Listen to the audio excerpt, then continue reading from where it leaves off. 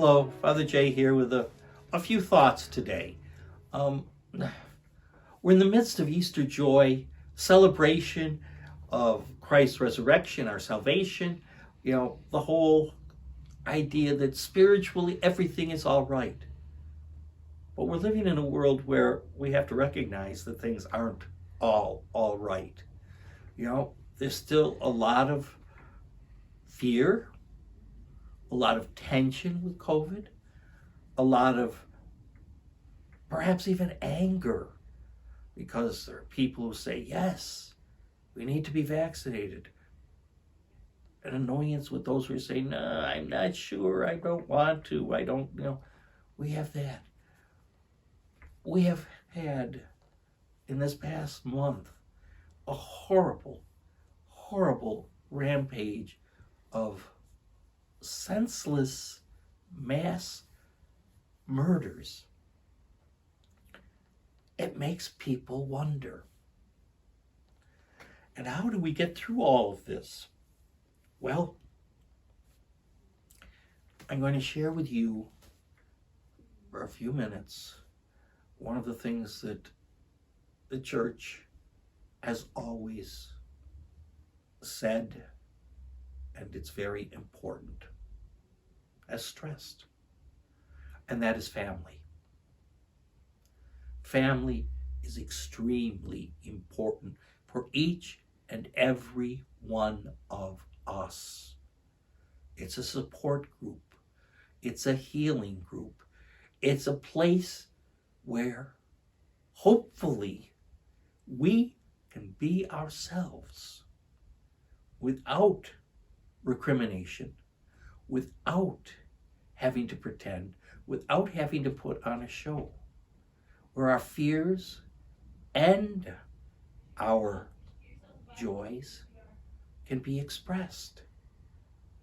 When I talk about family, I know people are getting this vision of, mom and dad and kids and whatever.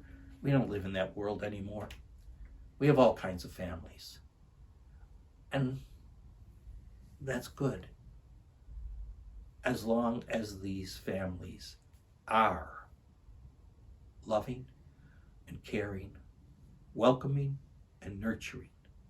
And so in spite of everything else that's going on in the world, we have to hold tight to that and maybe improve on that in our own lives. Sociologists will say a lot of times gang members are attracted to a gang because they feel a sense of belonging where they don't feel belonging anyplace else. I know there are families that have been disrupted by abusive people, by alcoholism and drugs. This needs a wider family then. Where that nuclear family perhaps has been destroyed, we need a wider family to take in the survivors, to make the survivors welcome, to make them feel it's not their fault, that they are still good. They still have purpose. They're still loved.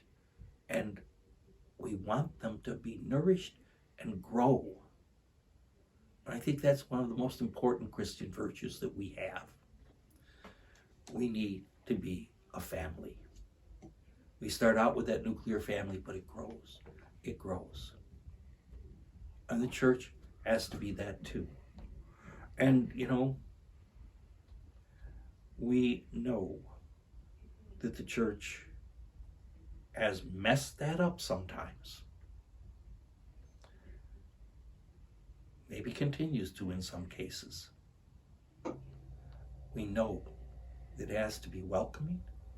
It has to be a place where people can feel that they are free to be themselves, to love God, and to follow his commands. To follow his commands. To love God and love one another. And so, I would just like to say today, think about how you are family to others. Whether it's a mixed family, whether it's a gay family, whether it's a normal, traditional family, whatever it may be. And think about how all of that is so important for our own development, our own well-being, our own health of mind, body, and emotions. And do the best you can. Be an active, loving participant of that family. Nuclear, extended, church, all of them. That way, we can bring the resurrection of Christ to reality, true redemption, salvation for all. Have a good day. See you later.